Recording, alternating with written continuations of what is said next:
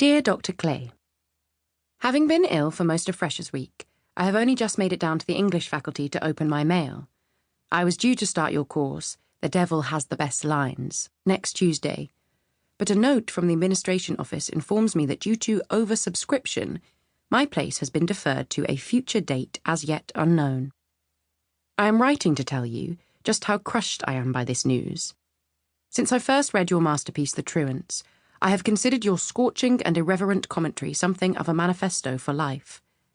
I applied to this university purely so that I could be taught by you, and on receiving a place immediately requested to study in either of the modules that you offer this term. Since my place on The Devil Has the Best Lines was confirmed at the beginning of the summer, I have completed the reading list, including a full immersion in the gin-soaked minds of Hunter S. Thompson, Zelda Fitzgerald, and John Cheever. I did this mainly in the back room of a pet shop in Reigate, where I took a job this summer cleaning shit out of budgerigar and hamster cages so that I could finance my studies, all of which was made bearable by the idea of being taught by you. So this news is a blow indeed. Considering we have not yet met, I can't understand what I have done. Someone knocked on the door. I ignored it and carried on typing furiously. That makes me suddenly less desirable or eligible than another student. More knocking. It feels, to paraphrase a famous poem, like someone is treading all over my dreams. I'm writing this letter as a last-ditch attempt, an appeal to your humanity. The door banged open. A blonde guy with lazy, knowing eyes and a handsome face. Mark, or maybe Max, second year, historian. Let's say Max.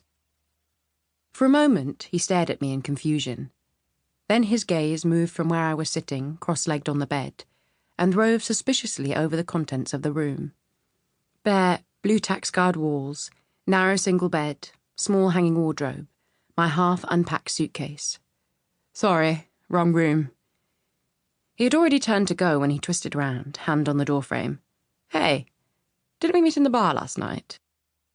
I nodded, biting back a sarcastic comment. I have lots of very curly, long dark hair, a wide mouth and quite a slight figure. Boys notice me briefly, I think, then look elsewhere.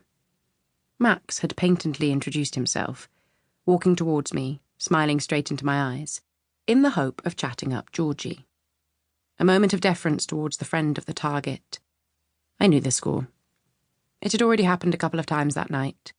Enough to make me suspect that my new friend was one of those girls that men find irresistible. Something about her almost too curvy body, her boyishly cropped blonde hair, her sloping, sleepy eyes made everyone, even me, think about sex. So, Georgie's a good friend of yours? Max said, sitting down on the end of my bed and pushing back a fringe of newly washed hair. Kind of. If it hadn't been for the letter I'd just been writing, I might have been amused by being used so transparently. Tapping out the end of my sentence, I signed off with a digital flourish.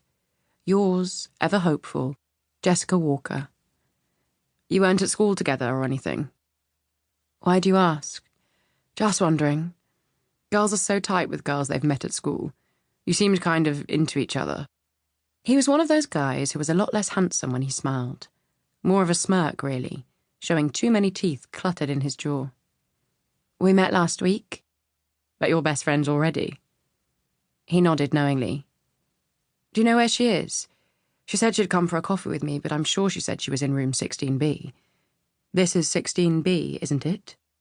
I nearly laughed. Thanks for that, Georgie. She's gone home for a few days. Oh? He hesitated for a moment. To see her boyfriend?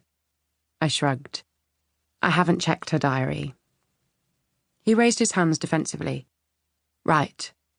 He looked at me again, as if being forced to read instructions on a manual that he'd hoped he could bypass. Remind me your name? I looked at the weak, handsome face, his shirt belted into pressed jeans. Minor public school, I hazarded. Father's a chauvinist, lazy worldview. The answer is, I don't know.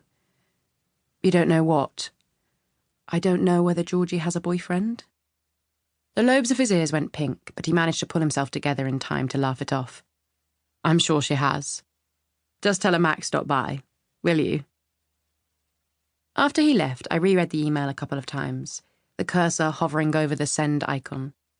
It was a stupid letter, a childish, petulant letter, written on the back of 4 days of stomach flu and a wobbly trip to the bar that Georgie had talked me into, because there's only so much Ava Gardner you can get away with before you become Howard Hughes.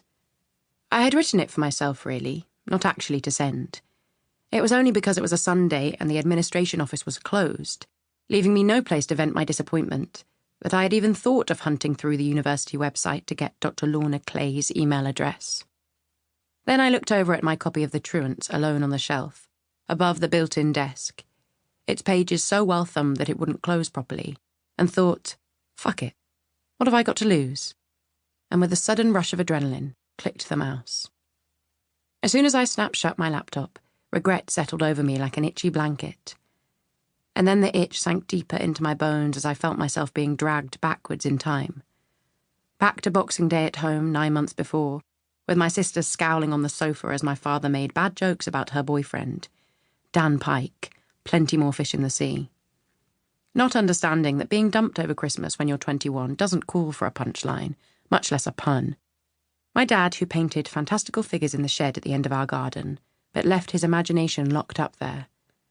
And my older brother smirking as he stroked the knobbly spine of our chocolate lab, Gladstone, by the fire. And the twins not giving a shit, and my mother not really listening, much less caring, so that in the end I had stood up and walked out. And the thing I happened to have in my hand as I walked into the kitchen, a book we had been given at Christmas by Uncle Toto, of all people. That feeling when I read the first few pages of the Truants, my bum warm against the Aga and the smell of mince pies like hot tar in the air. A book that should have been cleverly irrelevant at best. A book about some drunk dead writers. Literary criticism. When the hell did that change anyone's life, for God's sake? Except it did. Mine.